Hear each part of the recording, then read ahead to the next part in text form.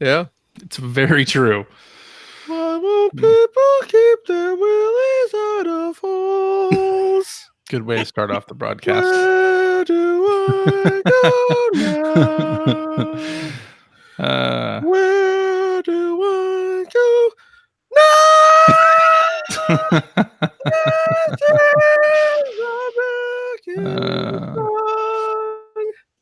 in the days of old lang syne. Mm-hmm. Yep. It just goes on. Phil is does. bored. Phil is wonderful. And It's we the all love him. weekend.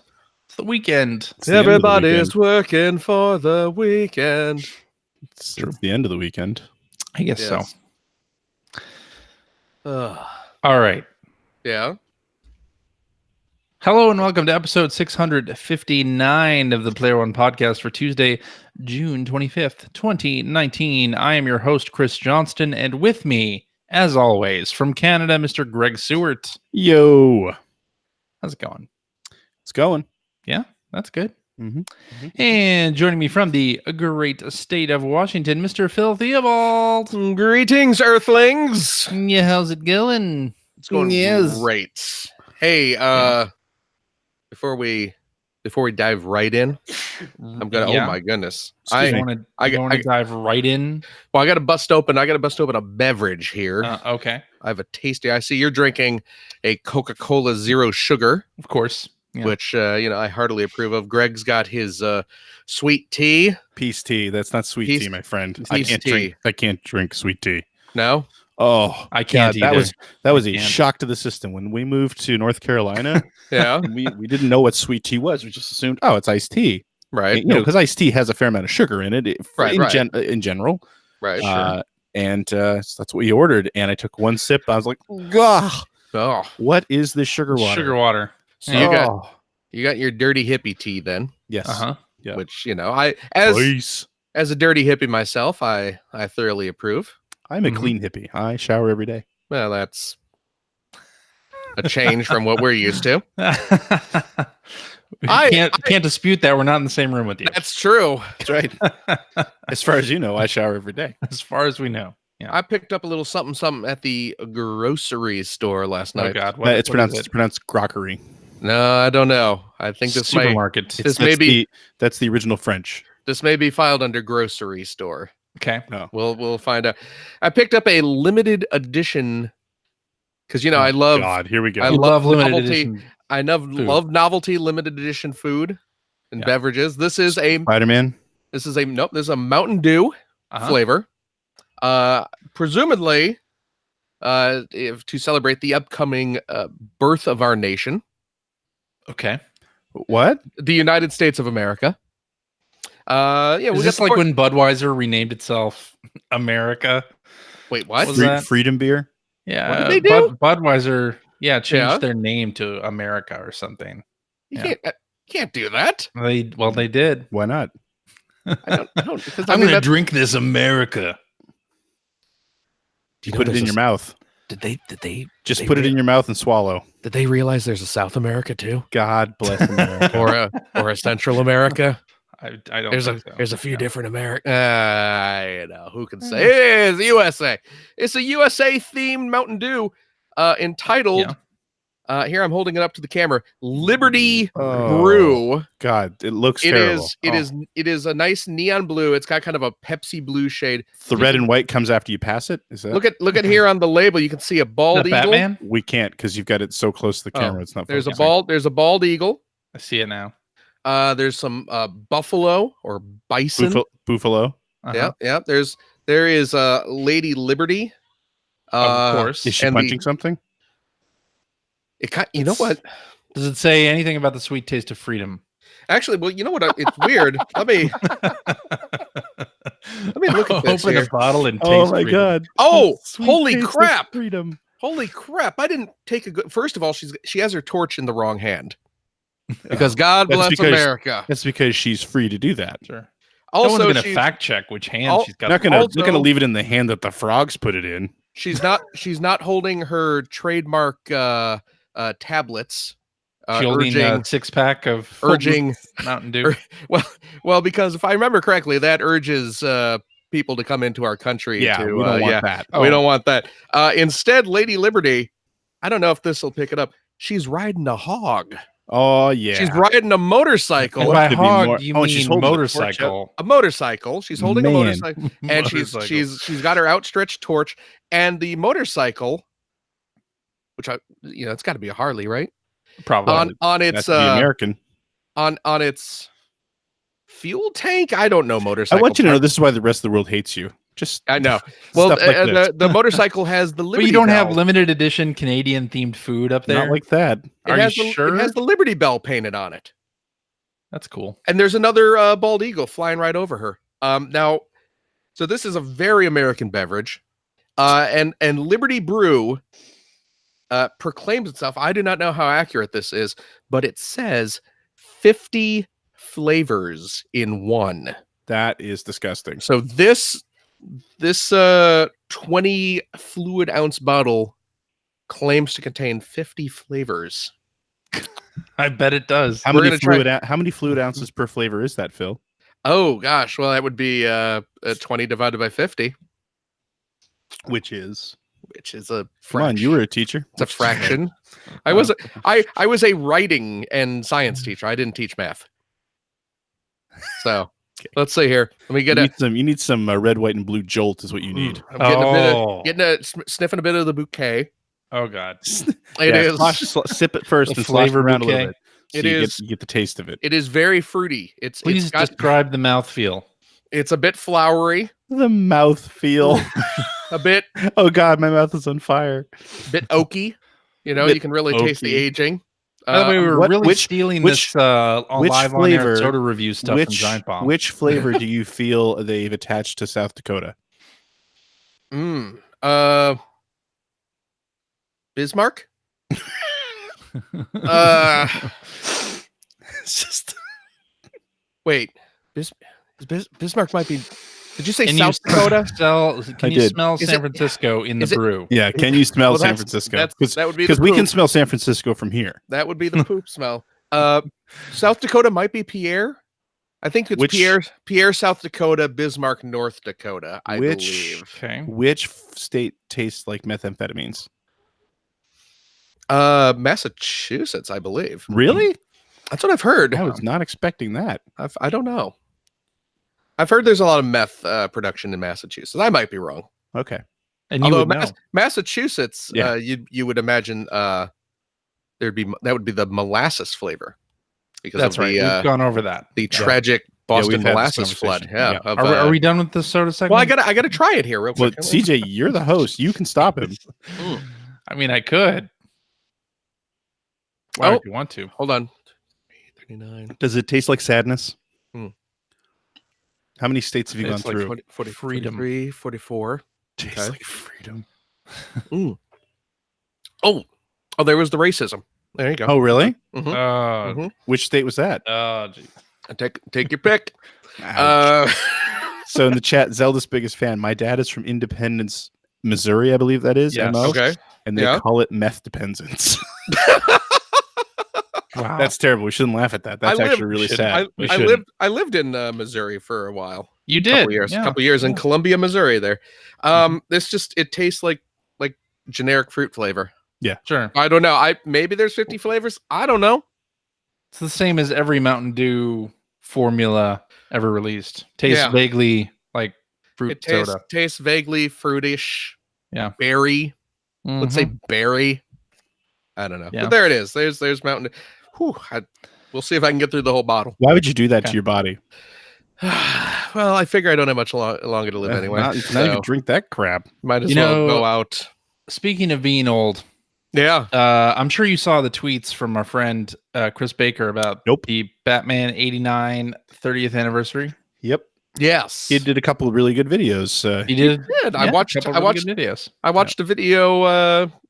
I know Greg watched it too. He just put out a new video a mere hours ago. Mhm. Yeah. Where he ranked the games based on Burton's Batman. Yeah, it was. Yeah. It's a great video. What'd you think of it, CJ? I didn't watch that one. I watched the Yeah, I know you Batman didn't. '89 influencing Yes. Seabake's life yes. video. Yes. That came before that. Yeah, Can I call out Seabake looked exactly the same at 13 as he does now? Oh, he really does. Like I can't. Jeez. I don't think his hairline's even moved back. Like Yeah. I hate him. It's Man has not aged. he hasn't aged. I don't think he's He- gained any weight. I No. don't think he's lost any hair. Nope. No, he looks eerily like his 13-year-old Apart from the odd 5 o'clock shadow. There you go. But anyway, yeah, 30 years, Batman '89. Yep. I can remember spending a lot of that summer watching that movie in theaters over and over again. Can I tell you something? What's that? Never saw that movie in theaters. Really? I Wow. don't know how it happened. I never saw that movie in theaters. That's crazy. And I distinctly remember and yeah, like actually watching that video reminded me how difficult that must have been not to see that movie in theaters because What was the? it was Yeah, huge. everywhere. It was all everywhere. encompassing that summer. Yeah, Yeah. It really was. Yeah. And he brought up something that I thought was really interesting, and I've always thought this was the case, but I'm pretty sure that Burton's Batman, when it came to VHS, that was one of the first times Mhm. that a home video version of Mhm. a film was priced for Priced. retail. Price to own. Yeah. Yeah. People Yeah. who weren't around back when you rented VHS tapes may or may not know this, but back in the day when you basically had to rent those tapes were like $300 or $400. No, they were only $100 here. They could be a lot more. Okay. Well, I mean, based on my experience in distribution, They were priced for rental. they were meaning priced you for wouldn't- rental. You wouldn't go to the corner store and pick up No. a copy of I don't know, E.T. the E.T.. extraterrestrial. which did eventually get priced for. Right, and that's and that's what I'm Well. saying. I kind of forgotten that in the early '90s, that was kind of a big deal when things was, started getting yeah. released on VHS for like $20 a piece. Well, and then the other thing about that is, not only was it $20, but you'd go into a video store and just see a wall of Wall, Batman. yeah.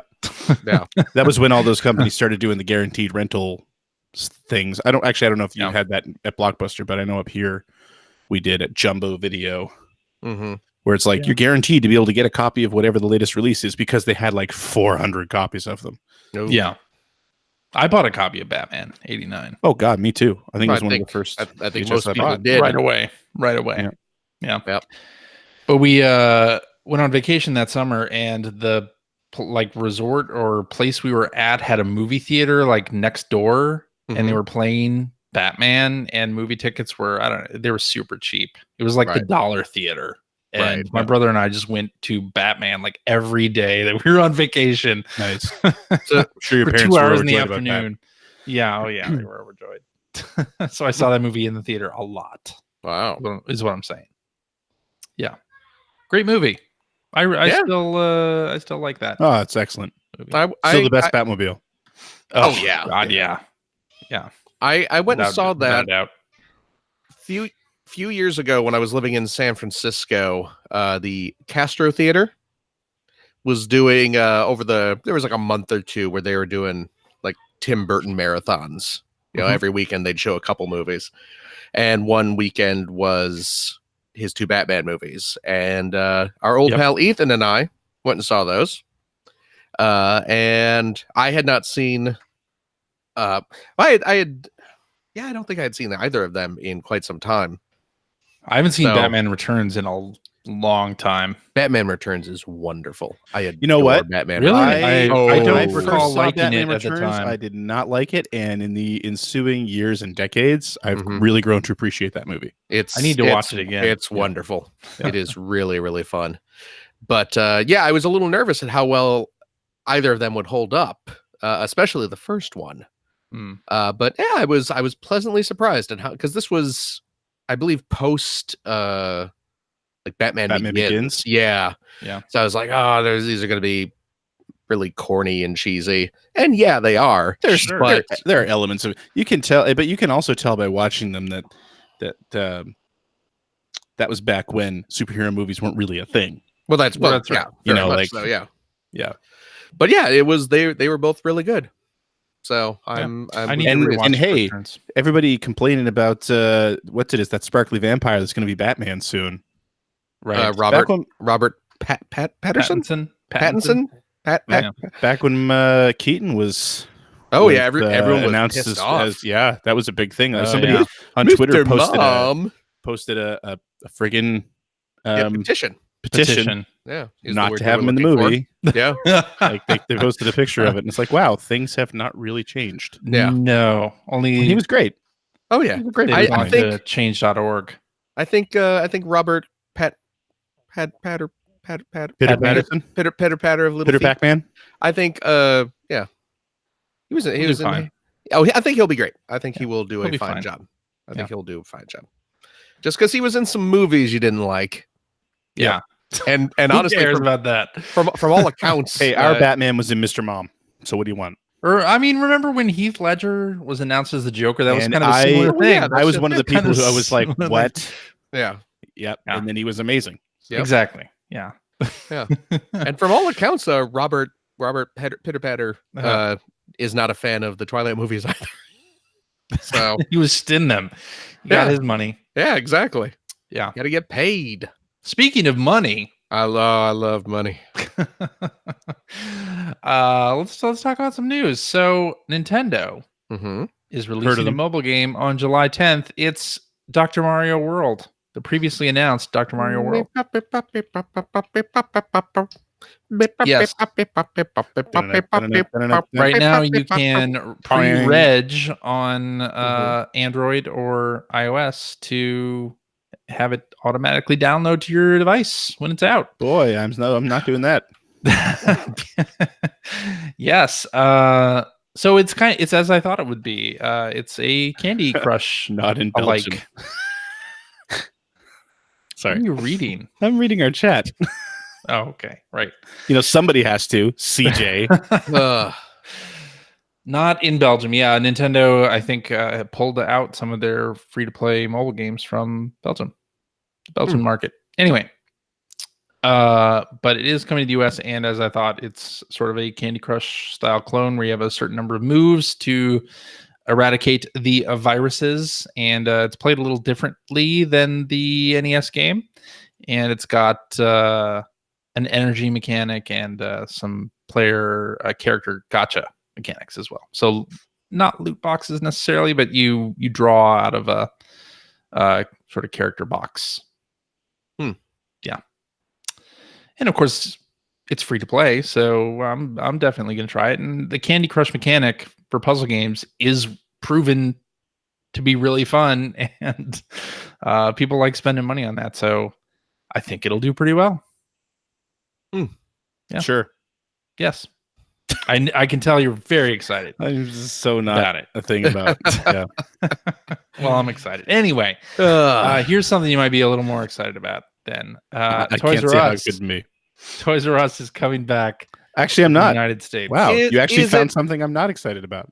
Yeah, why does Greg care? Yeah. Toys R Us never left. We never lost Well, Toys R I Us. guess you're right. I guess you're and let's face it, Mhm. Toys R Us isn't really coming back. No, what is the plan? They're opening like 3 stores. I think maybe 6. Is it the same Yeah. company, or did somebody just buy the rights? No, somebody bought it. Okay. It's It's not the probably same. it sounds like they're gonna turn it into like a Spirit Halloween store. Oh. That's kind of Really? what That's what it- where it's gonna be like oh. kind of a little pop-up sort of thing, and it's I'm gonna okay be with that it's initially. gonna be sure. smaller initially, like it's gonna go beyond that. Well, I mean, if it goes beyond that, Because- some investors Oh. will buy it and use it to soak up some other debt, and then Yeah, it goes all up exactly. again. So, Yeah. Maybe. So Maybe. yeah, you know that's what's going to happen. I think I'll just Yeah, probably. drive up to Canada. Yep. If I need my Toys Where the R real Us Toys R fix. Us is. Basically, Toys R Us yes. Yeah. Yeah. Which I am planning to do We're at some number one. point. We're In the- number one. Well, in the allegedly they're going to open nearest a future. store in 2019. So we'll see. See how that goes. One of 6 One of 6 throughout this grand nation of ours. Excuse me while I indulge in some Liberty Brew. Coming back to the USA. America Oh, corporations tastes like Offloading their- capitalism. debt on other corporate. Oh. Mm. Sounds great. The rich get richer. With Does that Liberty taste like Brew. the 1%? It's Well, like the 1% peeing on you. well, I mean, it's 50 flavors, so at least I think there was a little Wall Street in there. Great. Yep.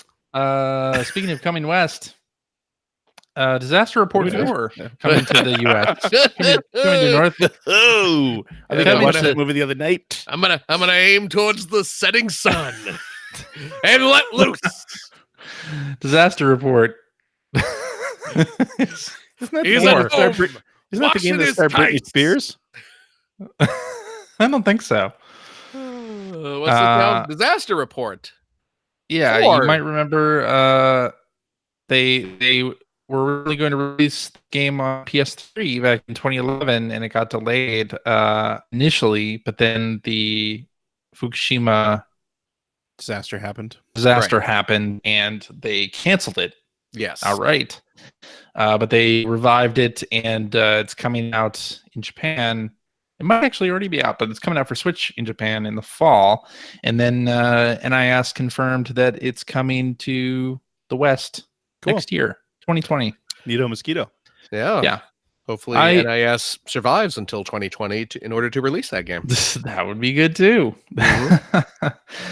I was Why always are they not doing well, or I've heard there's trouble. Over there. Right.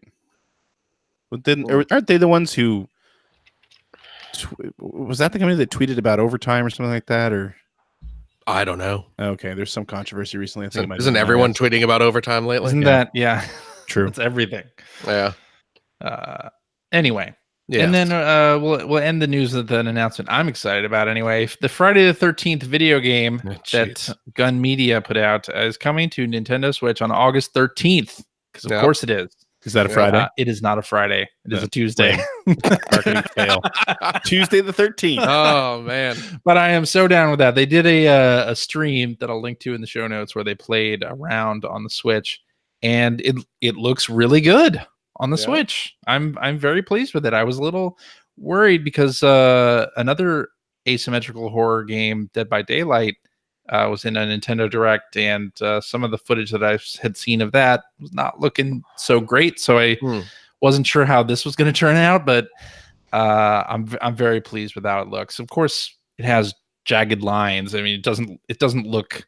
It's not 1080p or whatever, what have you. But I think it looks pretty darn good. Good enough to play. That's all that matters, right? I'm actually very excited about Disaster Report 4. Are you really? Oh, very much so. I couldn't tell from when we talked about it just a second ago. I am actually. Well, he was still trying. He was still trying to push down the Liberty Brew. Oh, right. Okay. Throat. He was trying to I really enjoy the Disaster Report games. I think I only played one of them before. I have the first one. I've never played it. I really like the idea of the Disaster Report. Yeah. Like I think like escaping a city that is falling apart is an amazing sort of setting. Well, but then you kind of take it like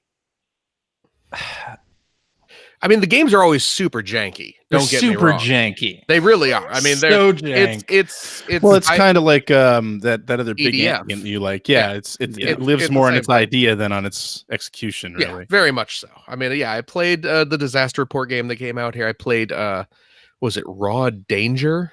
Yep. Which I think was a Disaster Report game over in Japan that they renamed. That's correct. Yeah. So I really dig those games for all their many flaws. Yeah. But yes, no, hopefully this one will be very excited for. We need another with a couple fewer flaws than I'll still play it. Yeah. We need another Robot Alchemic Drive. Oh my god. So good. What a great game. What a great concept. Yes, it is. So for anyone who doesn't know what rad is. Yep.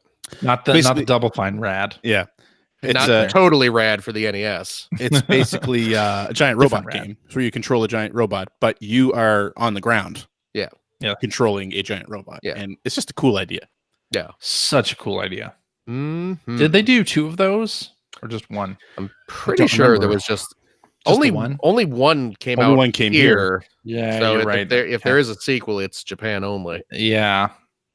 That was a great game. It really was. I reviewed that game and I loved it. Yeah, it's top notch. Yeah. Anyway, that's for the PlayStation 2. Yeah, I'm sorry, I forgot we were only allowed to talk about Switch stuff. That's all right. All right. Well, why don't we talk about some more video games by going into what you've been playing? And Greg, how about you kick us off? Take a swig of that Freedom Tea and. This is Canadian. This is sorry tea. Okay. Yeah. They don't have freedom up in Canada. Not the way we do here. We have it, but only because the Queen gives it to us. Ah, generous of her. My goodness. It is. Well, she was sort of like a, hey, you didn't have a bloody war to get away from me, so here's some freedom.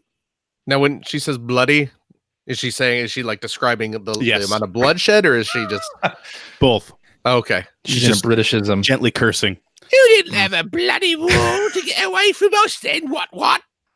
That's exactly what she sounds like. Yeah. I've met her. Do that voice so for the I whole would know. podcast. No, there. There. What's all this then? Speaking of the royal family, Yeah. talked about this before. I picked up a PlayStation Classic. Yeah, we talked about that last We week. did. But I didn't really talk about how it. Some of those games are in PAL format. It makes that it was much weird. easier for me to play. My gosh. Okay, stop. Please, no more. Worst host ever. How about Milo? Can I bring Milo in? No. No. You know what the problem with this is? I mean, What's it's not that? the emulation sucking. The emulation sucks on this thing. First of all, I paid $30 for it, Uh-huh. which I'm okay. That's like $25 at Target this week. Is that that's? I'm assuming that's 30 Canadian. Yes. Okay. So that's like so. a good like $7 US. Yeah, I mean that's like They actually pay you to take it. I think though the other problem with it, outside of the bad emulation, and really the more I think about it, the more I think, wow, what a crappy game selection. I know we had whole episodes about this before. It really wasn't a very good game selection. The fact that it doesn't have Crash Bandicoot on it is that's weird. A shame. And I know last year they put out the Insane Trilogy remaster, and that did very well. And that probably is why But there was no way is putting not Crash on this was going to cannibalize that. Right. I know. There was no way. I know that, and you know that, but Activision and Sony may not agree with that.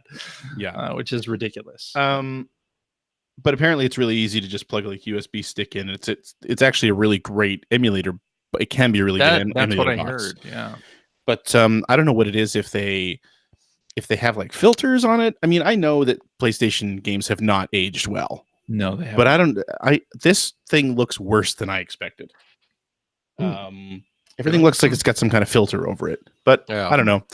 It's okay. The game selection sucks. I was taken aback by even the games that aren't in PAL, by just how low the frame rate was on everything. Oh yeah.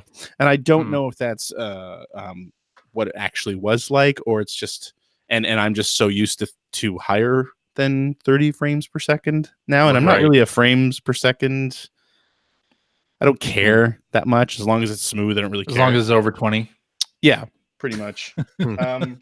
That's where I stand. And then the other thing too, because we talked about the whole controller thing, and where they went with the non-DualShock version of the controller. Sadly, I didn't really think about it until I was playing Metal Gear, and it was like, wow, you're actually really losing a lot without the DualShock controller in this game, because that did use it extensively. Oh yeah. And the other thing is I think it's because Sony's controller designs have remained so consistent for 25 years now, right? That holding the original controller right here, the thing almost feels naked. Right. It just doesn't feel right at all. It feels too small. It feels too light. I did compare. This is actually one of the original controllers. I did compare it with an original controller, and what's in the box is pretty damn authentic.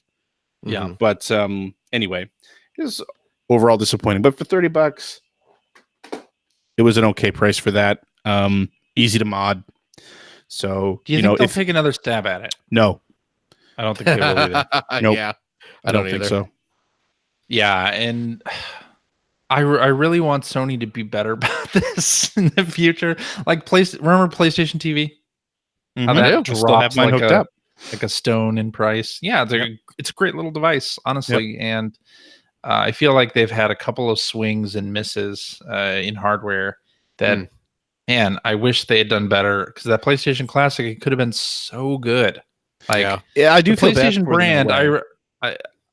I have nostalgia for PlayStation, right? Like, but they didn't pick the right games, and they picked the wrong Ridge Racer, or Yeah, like true. they didn't include Crash. They Or made like Spyro, or yeah, they made a bunch of like little mistakes with it that just made it something that I didn't want. The other thing I'm sure too, I'm not. I mean, I'm not the only one. I have lots of nostalgia for PlayStation as well, but They priced it too high. and those games didn't age well. They just did not age well. No. Everything PlayStation Video. It's so funny. I was having this conversation with your best friend Mike and our mutual friend Jim last night. It's funny because you think back to when the PlayStation came out, and the full motion video on that system was gorgeous. Yep. It's so much better than the Saturn, so much better than the Sega CD. Now it looks like absolute garbage. Sure. And I would say actually it looks a little bit worse than it's aged worse than those other systems, because those others, I think it is because those other systems even back in the day weren't good. So you kind of have an expectation as to how they're going to look. But the artifacting on the PlayStation Video now is just gross. The modern televisions just kill it. They murder it. Oh yeah. And I think that's. I mean, it was always that way. The reason it looked good is because we had terrible televisions. Right. But then even something like Oddworld is on there, which I adore. Oddworld. I love the characters. I love everything about that game. Game looks like shit. Oh, really? And the reason why is because it uses pre-rendered sprites. Oh, and with a pretty low color depth for today's standards. So when you put it on a modern television via an HDMI port, it just like the banding is terrible. The artifacting is, everything just looks really, really bad. And it's a shame. Yep. And I think when you compare that to say something like the NES Classic or the Super Nintendo Classic, or I'm assuming the Genesis Classic, those games have aged so much better because through HDMI, they actually look better than they looked back in the day. Yes. Whereas through HDMI, the PlayStation, through HDMI, the PlayStation stuff looks worse than it looked back then. Yeah. That system was really relying on CRT televisions to look good. Yeah. So, anyway, what else have I been playing? I got Bloodstained. Got my copy of Bloodstained. So, from the Kickstarter? Yes. Very nice. And you got the PS4 version? Yes. Very nice. I had, when the Kickstarter was going 4 years ago, I believe. Yep, 4 years ago, I think. I had put in for the PS4 version. But then when they announced that they were going to be porting it to Switch, because you may recall originally it was going to be coming to Wii U. This is how old the Kickstarter is. It was going to be a Wii U game. I had ordered the PS4 version, but then I switched it to the new Nintendo platform when that became an option. But unfortunately, the Switch version is coming out a week after the other versions. So, but I broke down and bought it on Steam as well. So have you played it at all? I've been playing it quite a bit, actually. So you probably played it more than me then, because I played it for about an hour and a half. Oh yeah, I'm maybe like 6 hours or so in. What? All right. What do you? Well, I said TJ. Oh, 6 hours. TJ just swallowed his tongue.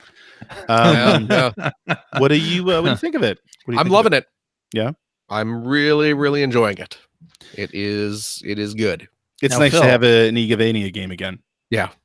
I know that you mentioned this on Twitter about the Kickstarter photographs in the game. Yes. Now that you're playing it and you're 6 hours in, how many of those have you seen, and have they taken you out of the experience? Every single time. Because I've watched a bunch of trailers for the game, and I've seen exactly 0.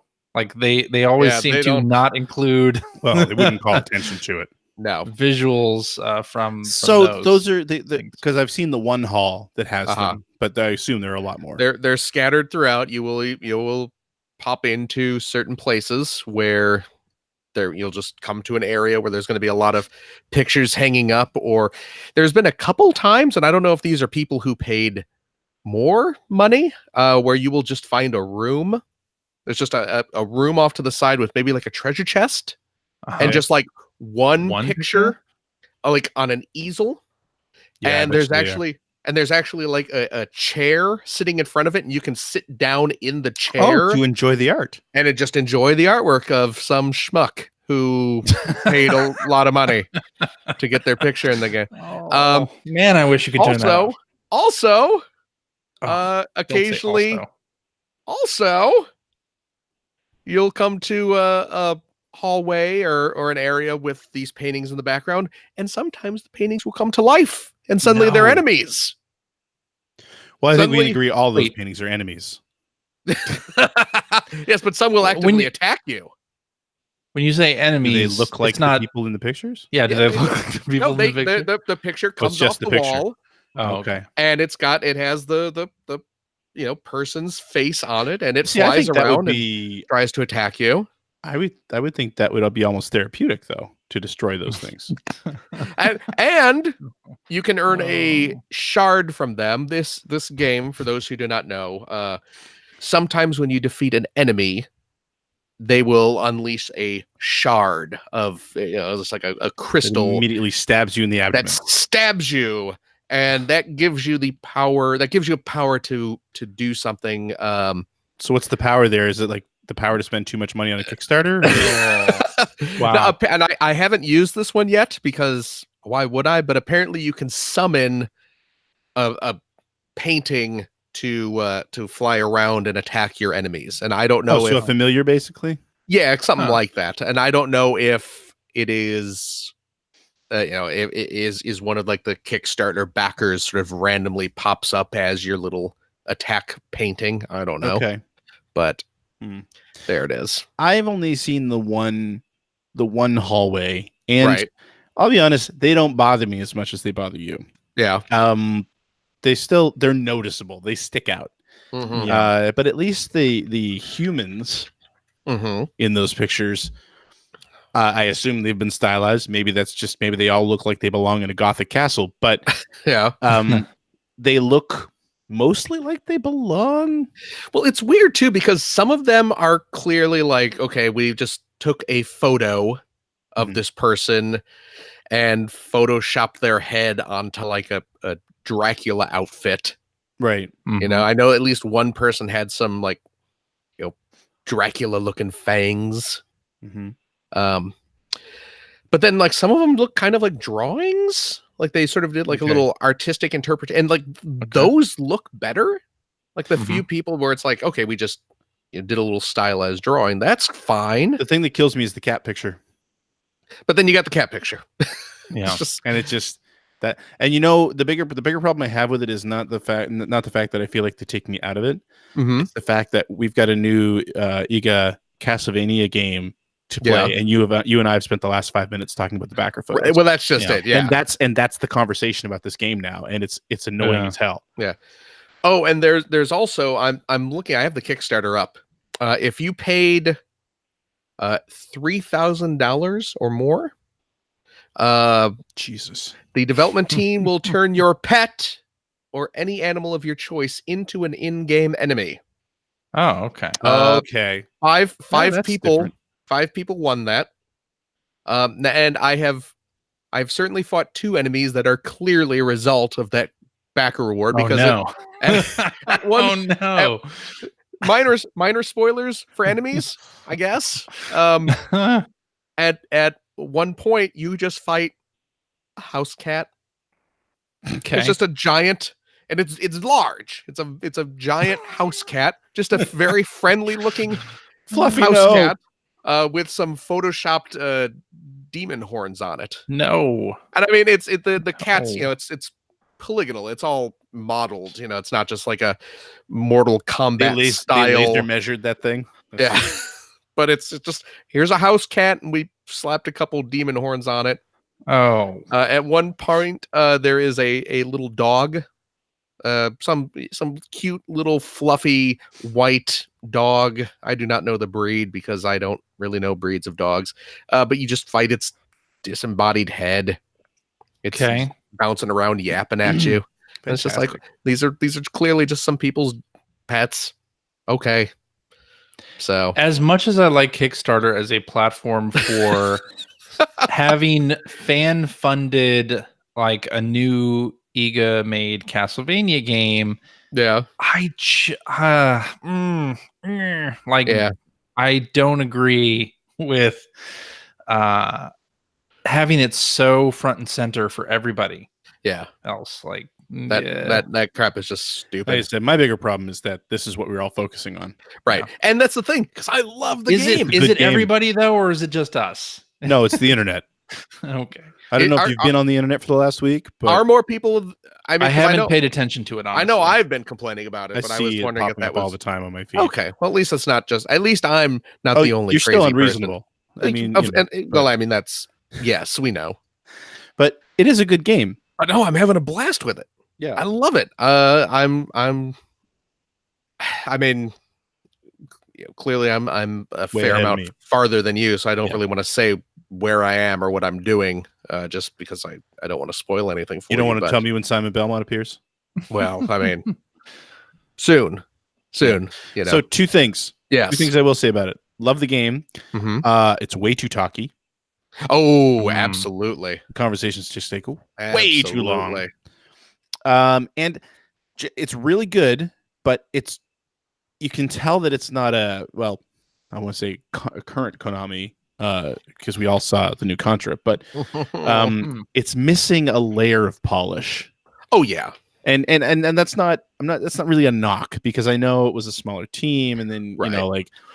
but it is missing that layer of polish. Everything it feels just a little bit like the sound mix is all wrong, Mhm. as an example, right?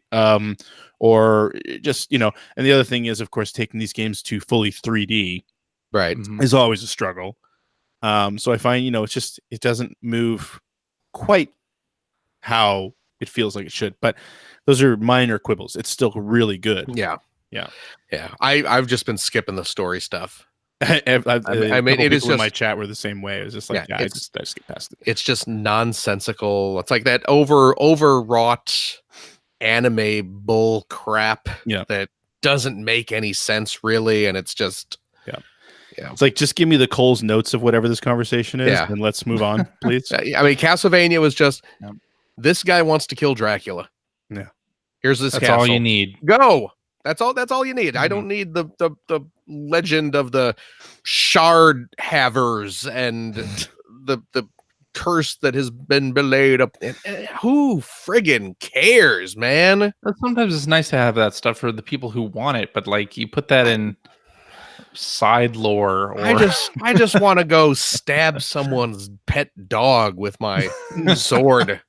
yeah. You know? So Other than that, I'm playing 2 older games. Shocker. I finished Phantasy Star on the Switch. Whoa. oh, very nice. Yeah. So that was pretty good. So How many hours do you think it took you? It took me about 13, 14 hours. Okay. That's pretty good. With cheats on or off? Yeah, with the M2 version. Okay. So I was getting extra cash. I was getting extra experience. Still I never had to stop and grind. Although when I did get to the final boss, I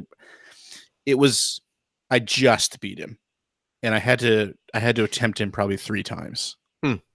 But even because of the reduced encounter rate, even leaving the final dungeon and going back in wasn't a big chore. It was, like maybe a 10-minute thing. Because what my chat, who helped me a lot getting through the end of it, was just like, okay, you should go buy this weapon for this character, because you've got like what should be his strongest weapon, but he constantly misses with it. So buy this one, and that's what I needed to beat the final boss.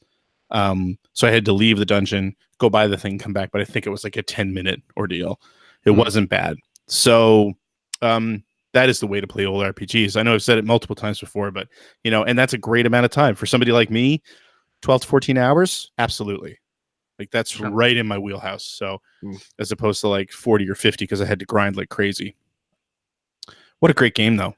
Like that game is super impressive for how old it is and what system it's on. And the other game that I've been playing through is the original Snatcher on the MSX computer, nice. which has been fascinating, because Snatcher on the Sega CD, one of my favorite games ever. I've played it a dozen times. I've got it pretty much memorized. And it's interesting to see the differences, like what was changed between the two when it came to that system. And I believe most of those changes also happened on the TurboGrafx version as well. Excruciating load times makes it hard to play at times, but overall, it's pretty interesting to see how faithful the Sega CD version remained to the original MSX version.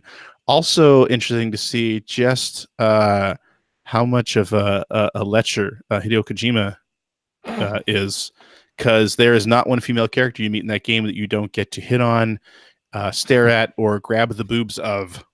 Well, and I'm only like a third of the way in. Aren't you ashamed of your words and deeds? And you know, especially the 14-year-old, that's when it gets really interesting. So, yep.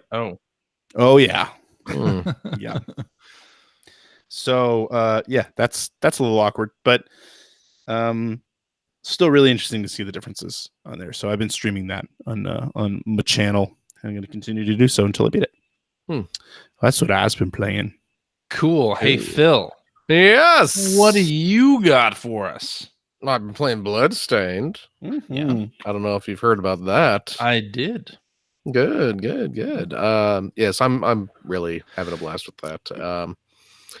Other than that, oh, you know what? I was gifted. Speaking of Metroid style games, I was gifted a game couple weeks ago. Yes. From a listener who goes by the hacker alias Super Okay, who gave me a copy of Gato Roboto. Nice. I really want to play that. So I was playing. I actually played a fair bit of that, and then of course I got distracted by Bloodstained. Yeah, but Gato Roboto is pretty good. Gato Roboto is only like 4 hours long. Ooh. You know what? I've played 2 hours according to my Steam profile, so I'm about halfway through, I suppose. Okay. But yeah, that's a fun little game. I'm enjoying it. You know what? Have you been playing with retro filters on? I have one of the color filters on. I forget which one. Yeah. You know, those are kind of fun to play around. Yeah, I've been bouncing through them. Yeah. You know what? I'm going to say this though. It'd be a lot better if it was not in black and white. Really? Yeah. I feel that the lack of color depth hurts the game. And you know what? Even if they wanted to go a retro route, have like the 4 shades. Go full Game Boy with 4 different shades. Full Game Boy, yeah. Because right now it's literally black and white. And that's it. And I've had a few instances where like blocks that I can shoot don't really stand out. Right. Yeah. It's like these just look like regular background blocks, and I'm climbing on the. Oh, I can destroy them. It turns out you didn't see that the 2 or 3 pixels that look different. Well, that's just them. It. Yeah. Or like I've had. Yeah, I can understand that. Had like an energy beam shooting across the screen, and I was like, oh, this looks like a platform I can jump on. Oh no, I guess I can't. I've just passed through it. Or like you get into kind of an organic looking area, and organic looking enemies kind of blend into the foliage because they look like the background. Or there's one part where you're in a like an area that has very intense heat, so there's kind of a screen wavy effect.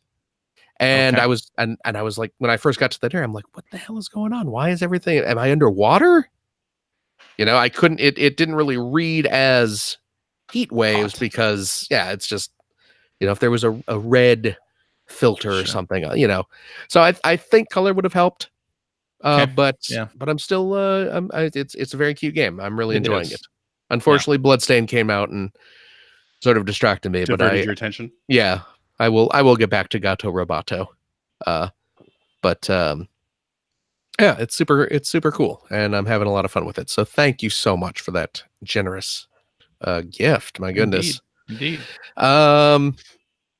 I picked up Cadence of Hyrule, as did I, when that came out. We didn't, we were so busy with Electronic Expo talk last week. We didn't really get to talk about it, but Yeah. you picked it up, CJ? I did, yeah. What do you think of Cadence of Hyrule, Crypt of the Featuring- Necro Dancer featuring The Legend of Zelda? Right. Well, It's a long name. That's the name. when Cadence of Hyrule was announced, Yes. the very next week, the original game, Crypt of the Necrodancer, was on sale on PSN for $4, Right. something cheap. So Yes. I picked that up, Mhm. saying I'll try this. Like, it's an indie game that a lot of people have said is really good, and I've never tried. So And it's rhythm based, and I know it's you enjoy rhythm games. rhythm-based. Exactly. Yeah. Yeah. So I'll try that. So I did, Mhm. and wow, I was terrible at it. Like, I started playing it, and Yeah. I'm like, I am just so bad at this game. Mhm. Like, and I would try it, and I'd like put it down for a couple days, and then like come back to it when I boot up my PlayStation 4 and see the icon there and be like, oh, well, give that another shot. Nope. Yeah. I'm just gonna bounce right out of this because I am sucking at this game Yeah. terribly. So So then, of course, you Cadence- bought Cadence of Hyrule. of course I immediately bought Cadence of Hyrule, because why Well, wouldn't you? This is a Zelda game. And as you know, The Legend of Zelda is one of my favorite series of all time, Mhm. Except for Zelda 2. except for Zelda 2. And really starting with Ocarina of Time, let's be honest. But Oh, anyway. Oh, jeez. But Did you ever play Link to the Past? I did. Yeah, I played Okay. and finished Link to the Past on the Super NES. Yeah, Okay. So you just have bad Absolutely. taste. That's what you're saying. apparently. Yeah. No, I like Link to the Past. I like it. Hmm. I don't like Zelda 2. Anyway, so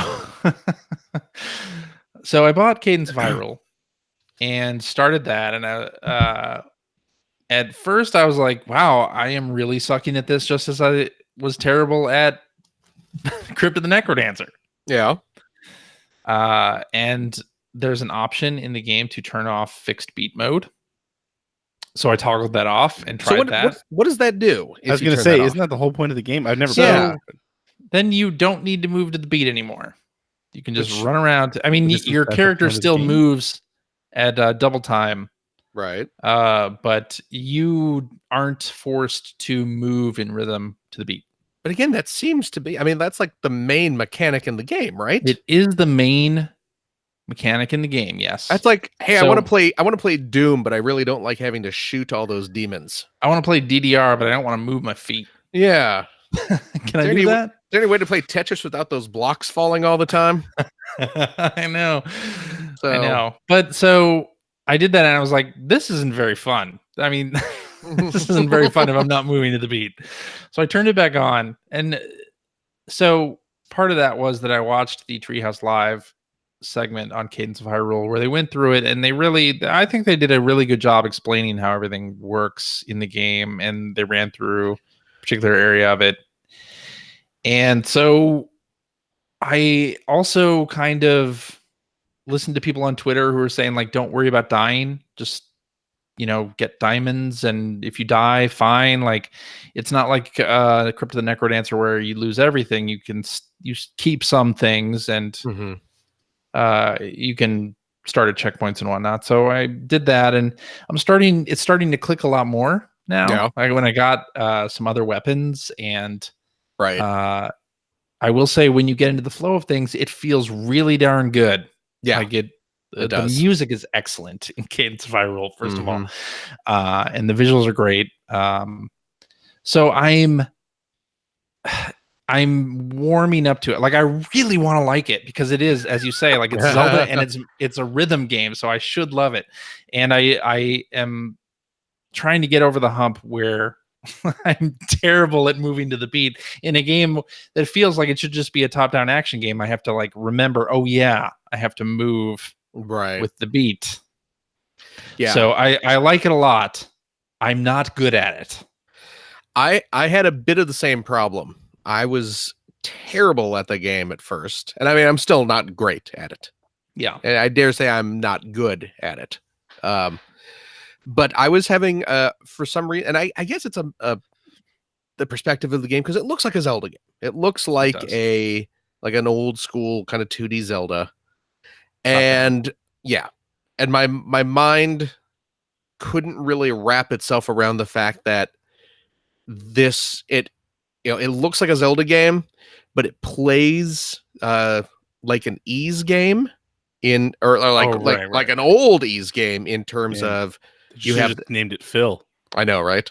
Because you're doing it's like the bump attacking. It's Yep. not like a Zelda where you're tapping the button. But it's like Ease Book 1 and 2 where you're just bumping into enemies at the right angle in order to attack them. So I was having a lot of trouble with that at first, especially when you're coming up against like an enemy with a shield where you have to kind of work around to the side or behind them in order to break through their defenses and stuff. And I was dying a lot. And same. I finally got to the point where I was earning enough diamonds, which you can then once the way this game works is when you die, you are taken to this sort of Portal. yeah, this where love a spooky realm that has a store in it. Yeah. And you can spend your diamonds on upgrades. Yeah. And these upgrades are permanent. So even if you die, you'll still have like so I bought a couple heart containers to give myself more life, obviously. I was able to afford at one point there's like a long sword that gives you like 2 blocks of attack in front of you. There's a wide 3. Is it 3 really? I think Okay. it's 3 to the side. Yeah. And there's a wide sword that attacks like it slashes the 3 blocks in front of you. So you can Maybe that's what I'm talking about. Yeah, so you can start coming up to enemies from an angle and still get hits in on them. Yeah. But once I got those, I magically started getting slightly better at the game. Same. So, that was exactly the yeah. point where I started getting better at the game. And yeah, like I said, I'm still not good at it. I still have not gotten far at all, but I'm and the getting better unique at thing about it too is that it's randomly generated. So your overworld map is not the same as my overworld map. Oh, is it really? Yeah, some of the segments and especially the dungeons are randomly generated. The dungeons themselves, like if you die in them or have to like leave and come back in, it changes the layout completely. Oh, okay. Well, there you go. Which is pretty cool. I like that. If I was better at the game, and I want to keep at it because like I said, it's Zelda, and I really like the visuals and the music. The remix. Oh, the music, Zelda music, so good. Notch. Really, really great. So good. And you only have to worry about the keeping with the beat when there are enemies on screen. Once you defeat all of the enemies on that screen, you have free movement. It's true. So yeah, it's really good. I'm very happy with it. So I just need to. It is really good. More. Yeah. It has a learning curve, but yes, it's very much so. Yes. Yeah. I did. You mentioned Crypt of the Necrodancer was on sale on PSN. Yep.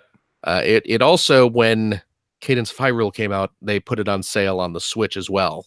Yes. For again, like $3 or $4. So I picked that up as well. Just I haven't really. I played a wee little bit, but I was like, for those couple bucks. It's a hard game. So yeah, is it really? So difficult. Like the fact that Cadence of Hyrule like lets you keep some of the things and you can spend a currency. Like none of that, to my knowledge, anyway, is in Crypt of the Necrodancer. So when you die, you're dead. Okay, and start over. I look forward to playing that for like an hour and then getting frustrated and never touching it again.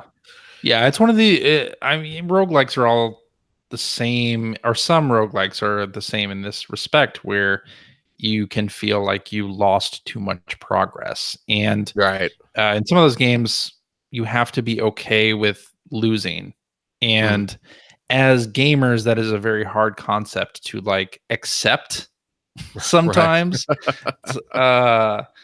So I think that's why I bounced from Crypt of the Necrodancer, and why I'm sticking with Cadence of Hyrule is because of those sort of quality user experience improvements that have been made to Cadence that is keeping me in.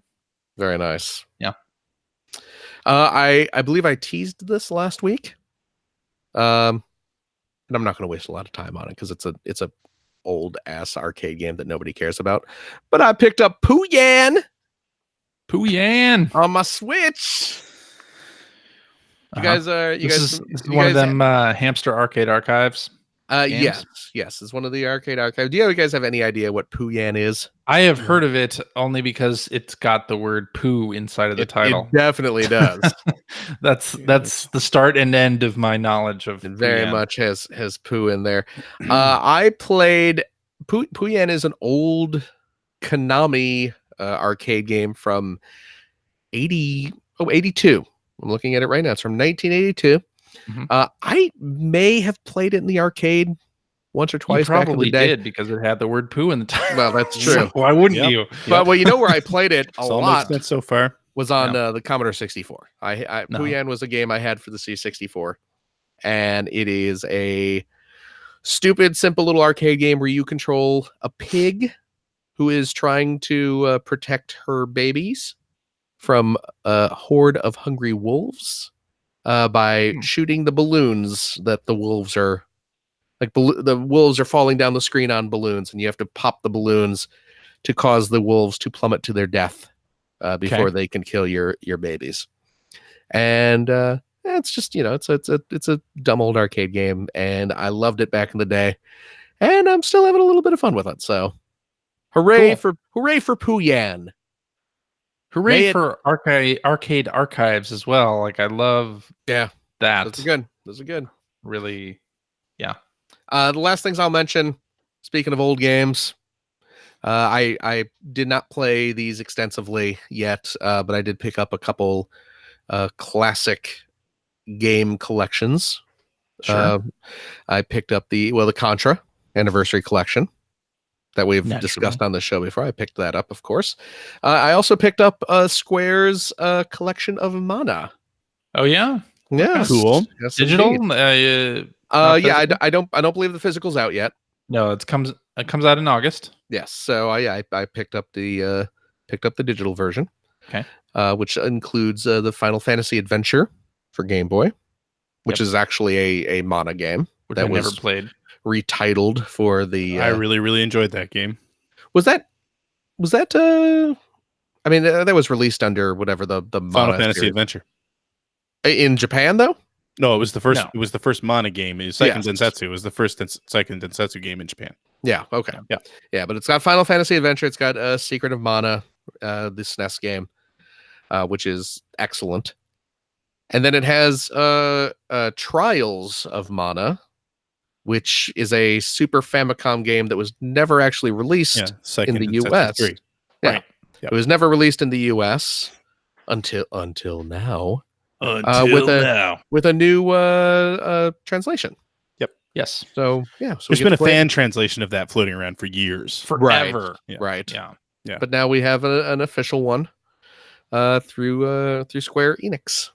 And it's on there. So I was like, I'll pick that. It was like, it's a little pricey. It's $40. It's a little pricey. Yeah. You're paying that Square tax. Yeah. I was saying I would love to grab that. But when I look at I got Contra and Castlevania collections for like $20 a piece. Yeah. It's like, that's more what I want to, and there are way more games on those. So yeah. I mean, they didn't have to translate a new one.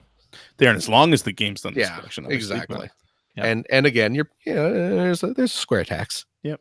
There's a Square tax. I mean, remember when Square was bringing out like the Final Fantasy games on like the Game Boy Advance and whatnot, and they were always a little more expensive than your typical GBA game. So, but I picked it up. I played a little bit of Secret of Mana because I have not played that game in forever, but it's a good game. Yep, those are fun games. So I'm looking forward to eventually. I think the other reason why I didn't jump into those is because I think I have copies of all three of those games. Oh, do you? I still have my Final Fantasy Adventure. Oh, wow. And I have Secret of Mana, and I have a bootleg of Seiken Densetsu 3 with the fan translation. Oh, very nice.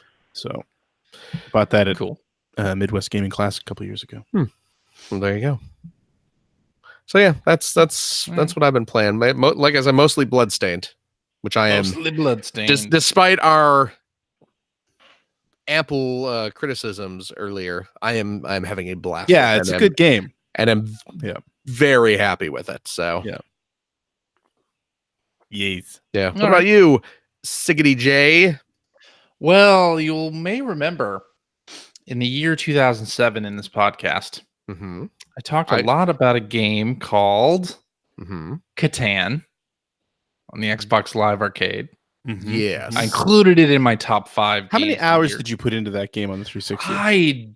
This was before games like counted hours, but a lot. Mm. A lot. And so Asmodee Digital released Catan on the Nintendo Switch this past week. And I bought it, Mhm. $20 on the eShop. And all the memories they flooded back of the hours that I spent playing Catan. And this is a pretty good version. I've and to be clear, Catan is a board game. I have never played the physical board game. I was I've gonna ask only you that. played Yeah. the digital. It's exactly the same. I mean, it's the same, but you don't have to do the setup yourself. Sure. Anyway, so it's good though. It has bugs. It has some bad bugs in the game, honestly. Ooh. Like you play the campaign mode, and after you win, on the win screen, the button you press to go back to the main menu says quit scenario, and you press it, and then you go back to the title screen and says, You've quit a game early. Would you like to return to your game in progress? I was like, I just finished that. And if you do that, if you go back and forth to the game that you just won, it gives you XP again. That is a little bit of a bug. So that's a bit of a bug. I'm kind of surprised that made it through, because in the Switch version, Seems like something that would be right at the top of the test cases. Yes. Yes, it does. Indeed. Having released games on digital platforms, if you had something like that would be like a major must fix, right? But apparently not. So yeah, there's that problem. And then when you play online, because you can play against other Switch owners online, it does the exact same thing. Like you win a game and you exit out, or even if you lose, you get some XP. You exit out and says, it looks like you have a game in progress. Do you want to continue? And you go back to it, and it gives you the XP again. So this is an online game that has like leaderboards and stuff, and it's like double counting your online game XP and infinite counting of your offline game XP. So, and you unlock different things, like you can change the look of the pieces and banners in the game and different graphics and stuff. So that's really all you unlock in there. But so it's got the original game Catan, and then it has like various scenarios that you can play against the computer. So it actually has more content than the XBLA version that I liked so many years ago. Well, I think it's interesting because we're talking about this, and I wanted to say, like, the thing that excites me about this is because 2007 we were talking about these. There was like, it felt like the beginning of something where we were getting a bunch of board games. Yes. Digital And they versions were of board great. games, which is where like I fell in love with Ticket to Ride, which was my absolute favorite board game, is Ticket to Ride. Yeah. And that's where I first played it, was on my 360. And what else? There was Carcassonne. Yeah, Carcassonne, thank you, was the other major one. And so I'm looking at Asmodee Digital's page right now, and they have done a ton of digital versions of their games. And I really hope this is the beginning of getting a lot of that stuff onto the consoles. So they announced originally that they were doing board games on Switch last fall as part of a Nintendo Direct, and the first game was Carcassonne, and that does not have online play, and it's single player only, which doesn't really make a whole lot of sense, but okay. No. And then Catan is also single player offline only, which I kind of understand, because how do you play that on a TV with multiple players when you have cards that other players aren't supposed to see? It would need to be online. Yeah, it would need to be online, or they'd have to come up with like a Jackbox party pack type thing where you can use your. Oh yeah, I mean, if you're using your devices or something like that. Yeah, they'd have to do something like that. I mean, a lot of the games like that, like Ticket to Ride, would be the same way. Exactly. People can't see what you have. Exactly. But this one has online play, and I've played a couple of games online, and it's not cross-platform with Asmodee's other versions of Catan, because they do other versions of Catan for iOS, Android, PC. Like there's a whole thing there. It is just Like Switch Catan players. Stories, and the kids version is out there too. Yeah, Catan Universe is on the PC. Yeah. It's a free-to-play game. Yeah. And so it's only on the Switch is who you're playing online against. But yeah, I mean it has a couple of problems. Like the XBLA version, you could speed up the animation and play through games fairly quickly. Okay. You can't do that here. There's some like weird interface things, but overall I like it. I just wish the bugs were ironed out. I'm just And looking. I don't often do this, but I went to the support page for the game and filed bugs for them. Oh, really? My God, CJ. I know, Wow. I know. This is a problem I have when I like a game, but so hopefully they iron some of that stuff out. Because I'd really like this to be good. Because I put so many hours into Catan for the Xbox 360. I really hope that they stick with it, because when you look Yeah. at, even at, like, if you know Asmodee's stuff at all, but even if you just look at their digital page, I mean, like Ticket to Ride and Splendor and Pandemic and Carcassonne and Small World and Mansions of, like, there's so many good games that they've already done digital versions of. Yeah. I really hope that they, although one thing that's hugely missing here, and maybe I should go to their page and input one big bug, is that there's no digital version of Formula D in here anywhere. Yeah. But which is one of my favorite games from them as well. So, but yeah, I'm excited. I'm not a big Catan fans, which is why I didn't jump in. But again, hoping that this is the beginning of something bigger, because I will be picking up some of their other stuff for sure.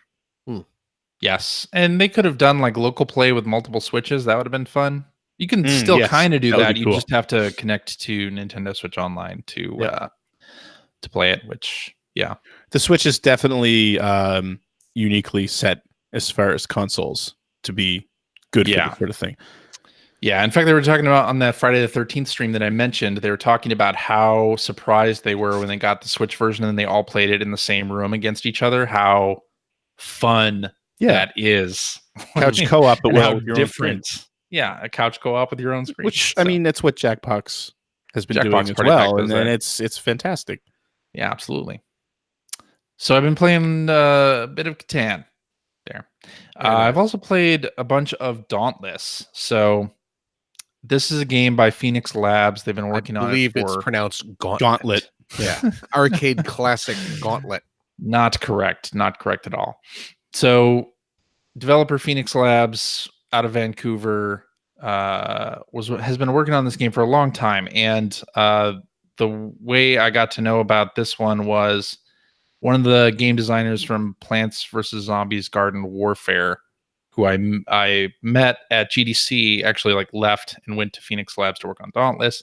And then at a Penny Arcade Expo, their booth was right next to the Adult Swim booth. So I always had a bird's eye view of Dauntless as they were testing it. And at some point, maybe about a year ago, the game got purchased or is being published by Epic. Oh, okay. So what started as a free-to-play kind of simplified, and I'm using that in quotes because it's not necessarily a simple game. It's a more arcade-feeling Monster Hunter type game. But all of the systems and everything, to me anyway, I'm not a Monster Hunter fan. It feels a lot simpler to get my head around this game than Monster Hunter in terms of crafting items and weapon statistics and things like that. I feel like Dauntless, it's a lot easier system. But anyway, since they've been developing this game basically as a live service over a number of years, they released the console versions at the end of May, and they announced a Switch version at E3 as part of the Nintendo Direct, and then it was playable on the show floor. I decided to hop back in on the Epic Game Store and play some of the PC versions. So the crew of people I play Sea of Thieves with jumped on Dauntless as well. So we've been playing. It's a multiplayer game. You can have up to 4 people in your hunting party at one time. And we've been playing quite a bit of Dauntless. And the visuals are kind of like a cartoony style more so than Monster Hunter is, but I feel like it looks really great and the combat is really great. The weapon types, there's 6 or so weapon styles, and you can switch between them, and they all have different elemental powers and such. But I feel like it's a lot easier to get my head around Dauntless than it was to get my head around Monster Hunter World, which is also a great game. But and of course, it helped that I had a bunch of friends trying it out as well because it's free, so you don't have to worry about that. But it's got crossplay, so we play with folks on PlayStation, Xbox, and I assume Nintendo Switch when that version comes out. But it is a lot of fun. I'm having a lot of fun with it. So I don't know that either of you will try it. No, doesn't sound like something you're into. It's not. It's definitely not my kind of game. But I almost got Phantasy Star Online vibes from it. You know, like attacking monsters and bosses. Like it really kind of scratches a similar itch to that without having systems like crafting systems that are so deep that honestly just turn me off like Monster Hunter does.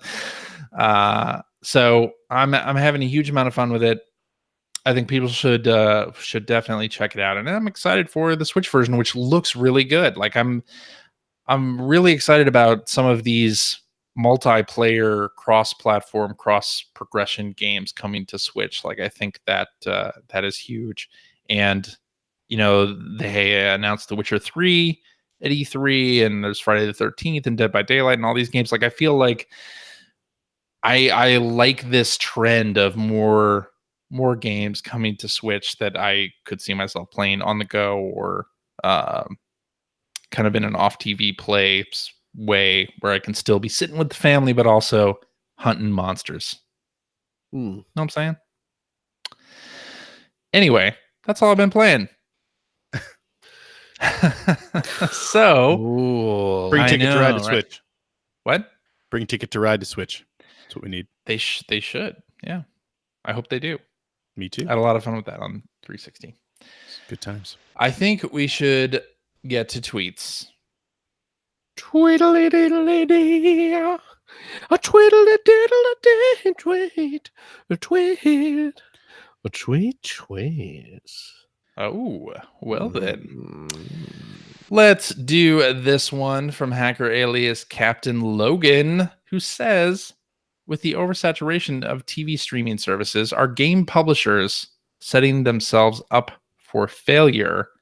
I assume this means this is kind of asking about Ubisoft adding their own subscription service onto the pile of subscription services that we have now, with EA doing their thing, and Ubi now doing their thing, and Game Pass and PlayStation now. When's Sony going to do one? Exactly. PlayStation now. Yeah, what do we think? And during the Ubisoft conference, I was a little surprised at the price point. So it's $15 a month for that one. But they do offer you all of the DLC for free for these games, which other services are not doing. So at least they are offering something. Definitely something. Yeah. I don't know. I don't know if they're setting themselves up to fail at all, because I don't know that we've proven that this model doesn't work. Where everyone has their own service. I think it's something that we're just kind of seeing happen more in the streaming video, because I mean, for the longest time we had Netflix and Hulu and Prime, basically, right? Yeah. Crunchyroll's in there, but they have a niche, obviously. But now you've got Disney jumping in, and everybody's starting to do their own service. But I don't think enough has happened there to know for sure that that's a good thing or a bad thing. Yeah. Are still definitely cheaper than cable. Yeah. So, but I mean, from a personal standpoint, I love the idea of these services. I still say that, or I still think personally that the Xbox One is the best for me. Sure. But it does kind of bum me out that things like where EA has their own service, I would love to be able to play the new NHL game, on this service. I know I can't, because I need to get whatever EA's service is called. Access or Access. Origin, Right, there's which some, I'm not paying for. So, Well, and EA doesn't put brand new games up there. They Sure. do. You can play them for 10 hours and then they go off, and then there's a catalog of games that you can play. You don't get Sure. them all for free. So, from a personal perspective, I don't like the idea of all the different publishers having their own services. Yeah. But I don't know that we've proven that it's a bad thing. Yeah.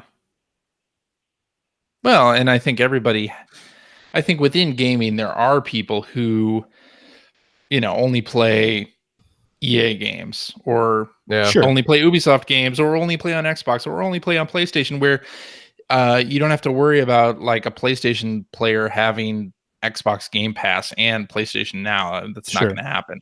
They're going to be limited towards a few, like a subset of those services. And I think even more so than streaming video, like Ubisoft and EA kind of have their wheelhouses that they are known for. So it's like if I was the big Assassin's different Creed guy, I would be all over the Ubisoft thing. Yeah, or a big Ghost Recon player, or big Tom into Clancy. Division or something. Like, if you're big into those games, you would want to subscribe to their service. But if you're only interested in Gods and Monsters, you're probably not going to need to subscribe to Ubi's thing, right? Yeah. All right, let's do this one from hacker alias Scruffy Wookie, who says, "What game do you think you've put the most time into over your gaming career?" Ooh. Most time into. I don't know if I could pick one. I mean, like, I've played through like Mario 2 or Mario 3 or Mega Man 2 so many times. Sure. But I mean, those games are also aren't like 20-minute playthroughs. They're not terribly long. Yeah. Rogue Legacy might be up there for me. Yeah? I mean, you have it on multiple platforms. I'm probably about 150 hours in that game. I would imagine various, probably more than that. Well, I don't know. I mean, it's certainly not like you and Sea of Thieves level. That's true. Because I mean, sometimes I go outside. But wow. Hey, now I resemble that remark. Yeah, exactly. I don't know. Yeah, I mean, kind of like with Phil. I mean, I have a bunch of games that are kind of like comfort food that I just go back to. Sure. Like Mega Man 2 is a great example of that, or the first Sonic, or Snatcher, as I mentioned earlier. I've played through that a dozen times or so. But like a single game that I spent a bunch of time on, I'd probably, just from the nature of games nowadays, probably say like Breath of the Wild has to be up there, because I did play through it. Okay. And that game takes a lot of time to play through, unless you're, better than I am at it. I'd say like franchise-wise, probably more like Gran Turismo. I've dumped a ton of hours into that series. Because I'm the kind of guy that wants to get to the longer, like hours long races, and I'll go do them. So dump like 12 hours into a race. So yeah. Okay. Yeah, for me it's probably like the Rock Band series. Probably up there. Yeah. Sea of Thieves, obviously. Yeah. But also things like Phantasy Star Online or Catan on Xbox Live Arcade. Honestly, playing that a lot. Those are probably my answers.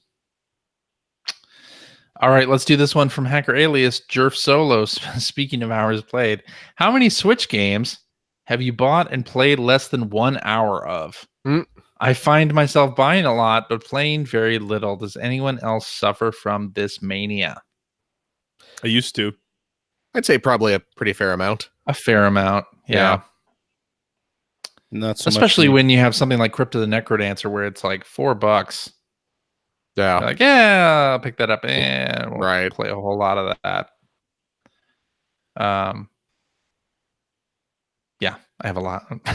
A lot of. Don't look at my profile, please. But then, of course, on Switch, I have things like Splatoon 2 that I played for 115 hours, or Breath of the Wild, where I'm over 110 hours in that too. So yeah, I feel okay with it, I suppose. I have more respect for my dollars. Ooh. There you go. Let's do this one from Hacker alias Fraser Moo, who says, when was the last time you went to sleep and dreamt about the game you were obsessed with? Oh, it's been a while. It's probably Neurodancer. That was from Mike Phillips. It's been a while. I mean, I've certainly have had video game dreams. Sure. Me too. Yeah, distinct memories of like Tetris or Puzzle Fighter dreams when I was going hard on those games back in the day. Attack. Yeah, Tetris Attack, another one. Big yeah, a lot of puzzle games. Yeah, the Tetris effect, as That's they right. call it. Yeah. You know what I will get occasionally, and hey, maybe this has happened to you. As I go to bed sometimes, and I'm sort of in that half awake, half asleep state where you're just sort of drifting off, I will start to envision, like, again, kind of like a half dream, areas from random video games in the past.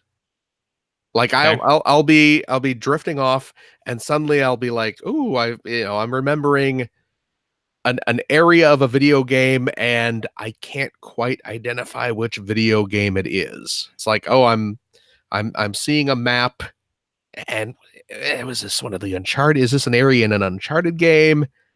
Is this like a BioShock level? What is this place I am imagining right now?" And I can't quite place it because my brain is not functioning, and then I just fall asleep.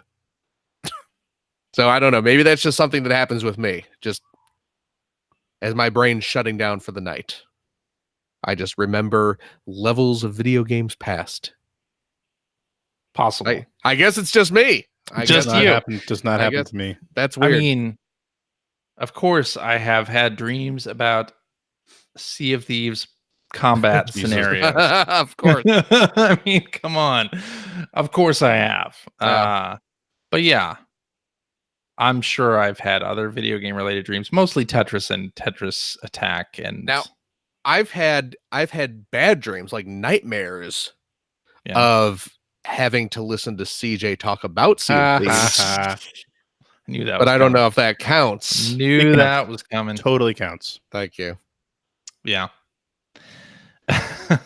Let's do this one from Hacker alias MLS Reserves.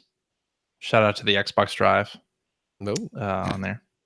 Mr. Luke Lore. All right. He says, a week removed from E3. Mm-hmm. Did any of the coverage or announcements change your mind regarding a particular game? I don't think so. I mean, talking about it last week, it was more just discovering more games that I didn't really know about. Right. Yeah, same. Yeah, but maybe it's because I don't follow it as closely as I should now. I don't know. But nothing really changed my mind. Stuff I was already interested in, nothing there. Like I didn't see anything that said, "Oh, maybe I don't want to play this." Yeah. Yeah. Yeah. The stuff I was interested in, just I was kind of reinforced that yes, I am interested in that. I'm still interested Right. in these, and now I'm also interested in a TurboGrafx Mini. So Yeah, absolutely. way to go.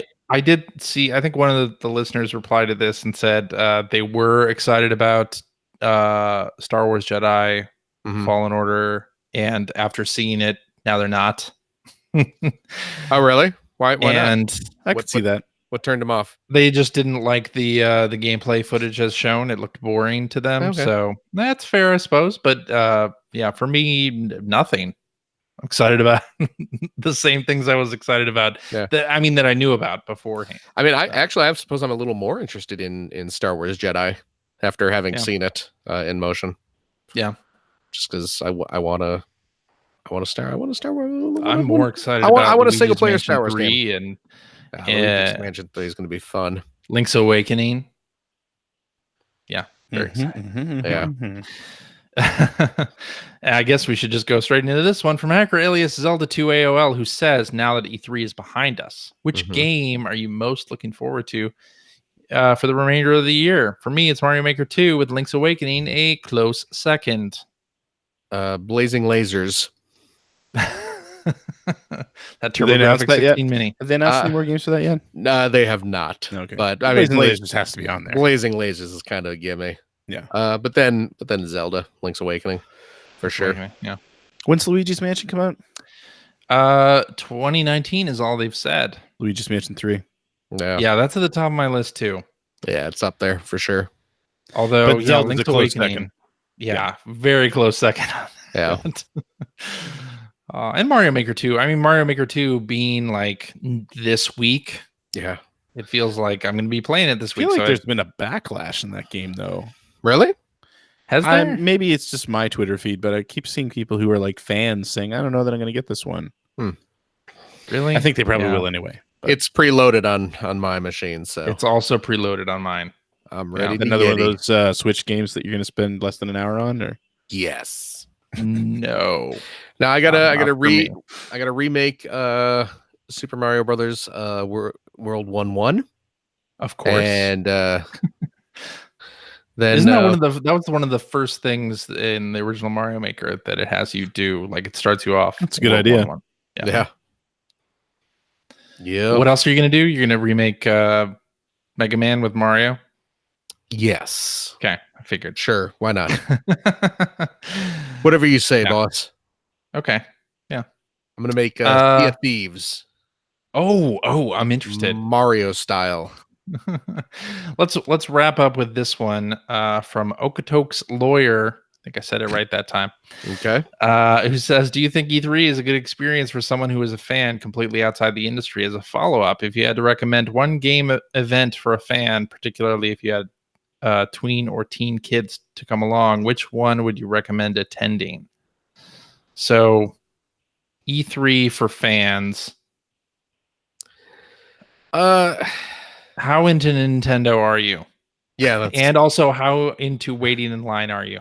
how indifferent to Sony are you? Because you're not gonna get that. fair. Well, I mean, that's the thing, because it's like E3 nowadays. You don't have Sony, you don't have Electronic Activision, Arts. you don't have EA. I mean, there's some big players yeah. that just aren't bothering to show up. Although last year I thought Xbox Fan Fest was a really cool event, and Yeah. from what I heard, the stuff that they had at this year's show was worth going if you're an Xbox fan. And to me, PlayStation Experience was sort of the same way, where if you're really into PlayStation, Mhm. this is the like Right. even outside it being one console, I thought that the vibe of that show was just Yeah. really great. But I mean, if you want a little bit of everything, though, would you say like maybe PAX over? I would say PAX. Yeah, That's say what I would PAX say, over- although it's been years since I've been to one. Yeah, PAX is really crowded, really crowded though, PAX- and it has the same sort of situation as E3, where there's lines for anything. yeah. Well, I mean, there's big going to you wanna be play. lines for at any of these things. Yeah. Sure, Any yeah, public yeah. show. Yeah. I would say PAX over E3 I would For- agree for sure. Yeah. PAX over E3, and depending if you're like a single platform Yeah. fan, maybe PlayStation Experience if they bring that back, or Xbox is having. They had an event last year. They're having it again this year in London. Yeah. Sort of like Fan Fest, or although Fan Fest as well during E3 in LA is really good. And also, if you're bringing the kids to the show as well, Mhm. I would say something like PAX would be better. Yeah. And there's more to do too at PAX. There's like Well, that's just it. Yeah. board game stuff and classic game stuff, and Right. it's not just show floor Yeah. stuff that you have to deal with like at E3. And honestly, you probably even get more cool swag at PAX Yeah. as well. If It's you're definitely more fan oriented. well, that's just Yeah, it, right? fan-oriented. So, yeah. So, yeah, I mean, Yeah, and of the PAXs, I think PAX East is probably more my favorite just because the conference center in Seattle is across multiple floors and it's sort of Right. packed in there. It's not a great layout. Whereas Mhm. in Boston, it's one convention center and it's one is show it? floor. It's very nice, in my opinion. But Is there for the PAX East Convention Center? Mhm. Is there a lot of stuff kind of outside the convention center? Like if you want to go get lunch or something? No. Oh, okay. That's a 'Cause, I mean, problem. that's one of the nice But things There's about a lot of Boston outside of the convention There center. there you is go. a lot of Boston outside there. There's like the Seattle one, at least you're kind of right in the heart of downtown But- Seattle, so there's Yeah. a lot To- of food options and To be things. fair, True. at the Yeah. PAX East, you're more likely to run into Rich Grisham and or Kevin Larrabee. Oh. That's true. Well, So that's a plus. That is a plus. who needs food? Or maybe even some TJ Lauerman. You know, I mean, Well, there you Sure. go. Yeah. Sure. There you Yeah. go. So, yeah, and honestly, an E3 is not what it used to be. I mean, companies pulling out of it aside, I mean, it's just not as. If you've never been to one, If you've never been it to one, I mean, it's a Yeah. spectacle and it's cool. I yeah, mean, it's like going to Comic-Con or going to any convention like that. If you're a fan of the stuff, you're gonna Right. enjoy it anyway, even if somebody who's been in the industry for a long time is kind of down on it. yeah, yeah. I mean, it is. It's. You're right. It's still a big kind of showy spectacle, but Yeah. not as much of one as it used to be. It used to be. But Pretty again, insane. if you don't have that frame of reference, yeah, sure. Yeah. Yeah. But still, I would say Hop in a if you're- time machine, yeah, go back 20 years. invest in Apple. Don't bother if you got the time machine, if you can go back. Oh, right. Don't Yeah. don't worry. Don't just go to E3. Don't worry about going to E3. Go invest in Apple, and then you can buy E3 when you come back and turn it into Oh. whatever you want it to be. There you go. So I think that's where we should end it. What do you All think right. about that? the end. The end. Goodbye. Alrighty, and that is our show for this week. Thank you very much for listening. If you have a question for us or would like to comment on something you heard, you can direct that to @P1 Podcast on the Twitters, or you can go to our internet website at player1podcast.com. There you'll find our contact information. You'll find blog entries about Sega CD stuff from Mr. Greg Stewart. Yes, you will. Yes, indeed. You'll find Generation 16 episodes as they are released. I finished the rough cut of the latest episode this weekend, so Oh, we very are nice. like within a week or two of early release. Ooh. So it'll be Excellent. definitely be early July, if not the end of June. Excellent. All right. And you'll find show notes for each episode. Like if you need to refer back to see what we talked about, or if you missed the title of a game while you're listening to the show, we got all that on our website. You just Crazy. go to it, player1podcast.com/ and then whatever episode number you want, you go right to it. Oh, my goodness. Get all the links you could want. And the E3 episode, I put a lot of links in there. All the links you could Stuff that we handle. talked about. Like, there's a lot of stuff in there. So I hope people enjoy that kind of stuff. I appreciate it when other podcasts do detailed show notes. So that's why I do it for Player One and chapter stops and all that good nonsense. I'm probably gonna have to do one for Bloodstained for the Kickstarter talk. All Just right. allow people to skip some of that if they wanted to. Anyway, but on our website as well, in those show notes, you will find a link to our Discord server where you can discuss video games. You can discuss this episode. You can discuss movies, things you're Yep. watching, all sorts of stuff with us and our other listeners. CJ. Yeah. Speaking of movies, you went and saw that Toy Story Part 4? I saw Toy Story 4 today. Yes. Don't spoil it because I've not Mhm. seen it, but Okay. it's is good. You said Very good. is very good. Yeah. Okay. I was very, very pleased with it. I was admittedly skeptical Me too. because 3 was such a good capper on the 3 was? series, Yeah. but it's a worthy successor. Worthy successor. Yes. Okay, Absolutely. Which do any of the toys die? I'm Which not going to toys- spoil which toys anything. die. I'm not going to spoil anything Okay. for you. Hey, you know what I watched last night? What's that? Speaking of movies, we're not gonna do the outro. I watched. Have you heard of this documentary Apollo 11? I would like No. to see. Yeah, I've heard of that. Apollo 11 is a documentary film that is about well, it's about Apollo 11, the Aptly space named. the space mission where we put people on the moon Sure. and then brought them back because we were feeling generous that day. And it is really damn good. It is comprised of nothing but archival footage. They got access to just like hundreds and hundreds of hours of video footage that has never been released before. Okay. And like something ridiculous, like 11,000 hours of audio recording from that Good mission. Lord. And yeah, they waded through the whole thing and remastered the video and the sound and stuff like that. And the whole movie, it's like 90 minutes. It is nothing but that video and audio. There's no narration. Okay. You know, it is, you are just watching 100% just the footage that was shot at the time and the audio that was recorded at that time. And it is really damn good. So if you have any interest in the world beyond our world, I mean, like outer space, not just Yeah, like, sure. not like a ghost world or something. Yeah. You should check it out. It's iTunes has it on sale for like $10 right now. Okay. So you should. So I sprung for it and we watched it, and it is top-notch space junk. So Cool.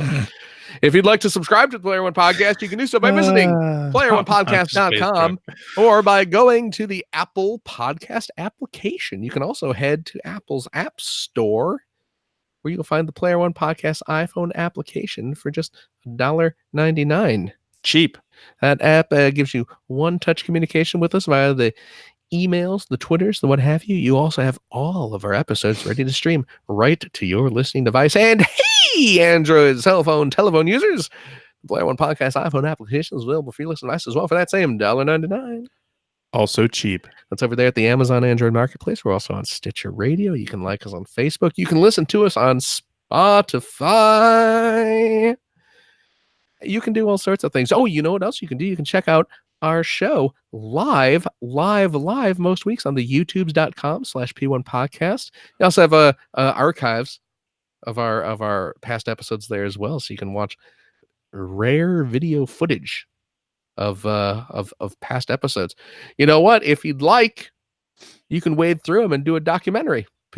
Cut and paste. There's and at make least a documentary. 1,000 hours there. Yeah, At least. you know, Right. do Actually, someone. The someone give scary us part an- is Huh? it's probably pretty close to 1,000. That's Probably true. pretty close. Probably. So trim that down to 90 minutes, turn it into the Player One documentary. The essence of us. You will be the hit of the Cannes Film Festival. You can win the day at Sundance Yeah. with Yeah, us. sure. Yeah. Well, Sure. yeah. Maybe. Why not? Who says Who says it wouldn't? won't happen? Yeah. Hey, and if you like what you've heard, and how could you could head over to patreon.com/P1 podcast, where you can throw a few shekels our way, help keep the show afloat. And We get lots of different game streaming services to pay for. So yeah, well, that's just it. That's where CJ's laundered money is going these days. Yeah. That's true. To pay for all of our streaming services. Mhm. Yeah, so there you go. We got to pay for our Netflix subscription so we can all watch Evangelion again, Yep. right? Sure. There you go. That's what the internet's talking about these days. That is what the internet's talking about. Everyone's excited Yeah. for the Evangelions. Yep. So, So hey, CJ, you're going to be playing Fly Me to the Moon at the end of this, right? oh, Of not- course. well, not anymore. We 'Cause lost at the least license. at least we end with Fly Me to the Moon. Right. But But, moon. The Sinatra version, Oh yes, of course. and hey, you have a couple bucks left over, you can head over to generation-16.com where you'll find the Patreon link to help support Greg Stewart's fantastic web series about North America's favorite runner-up, the Sega Genesis. The apparently the home of the second best game based on Burton's Batman, according to Chris Baker. According to one Christopher Baker. I don't disagree with him. No, he's right. He's right. Yep. Oh, and hey, Patreon supporters, remember, if you are supporting us at the $5 tier, not only do we love you, I mean, let's face it, we love everybody. Yeah. You know, we joke. True. Anyone who deigns to listen to us, we love. We have a little bit of fun ribbing each other and ribbing you, our lovely listeners. But let's face it, for your pleasure. Where though? Well, that's for you to find out. $5 patrons now. That's our little secret. You gain access to a special post show every week. So we crack wise. We have fun. We sit around. Fail to remember all the video games we used to play. That's right. Boy, yeah, we are terrible. This one, I'll just tease it. What's that? To be a review game.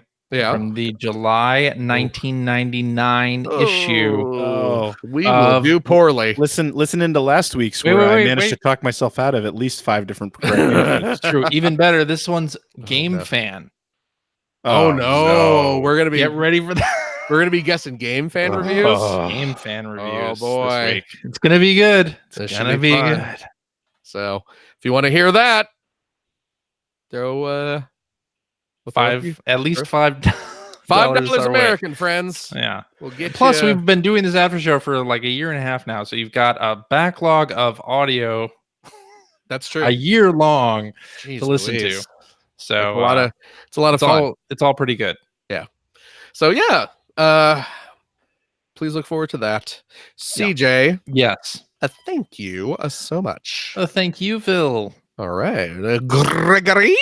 Yo. Thank you so much. Thank you, Phil. And of course, our wonderful listeners at home or in their car or on the bus or train or maybe they're walking. Maybe they're out for a hike. Sure. Maybe they're lying in bed. Maybe they're bedridden. Maybe they're sick. Get well soon, my sick friends. Well soon, yes. Maybe you're in the kitchen doing some dishes and listening to a podcast. I don't know where. Maybe you are. Maybe you are in a rocket ship careening to the moon, like those brave astronauts did, like Elton John, all those 50 years ago. Elton John was one of them. He was the guy. Elton John was the guy who was stuck in the capsule when Neil and Buzz went down to the surface. Yeah. Buzz Lightyear. Was he high as a kite? Well, yeah. So there you go. I don't know. Just goodbye. Right. Goodbye. Goodbye, everybody. Whatever. Who cares? Facebook for the last 20 minutes.